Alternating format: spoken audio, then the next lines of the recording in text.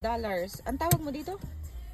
Blower. Yeah, this is a blower. Yan, air duster. Tapos pwede mo siyang gamitin dito sa sasakyan. Let's try.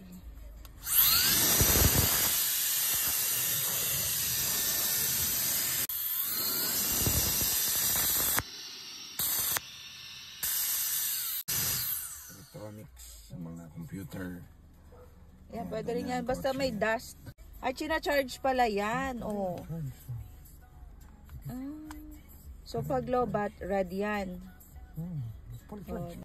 charge. Charge pala siya. Chargeable yan. Not bad. Air duster, ayan.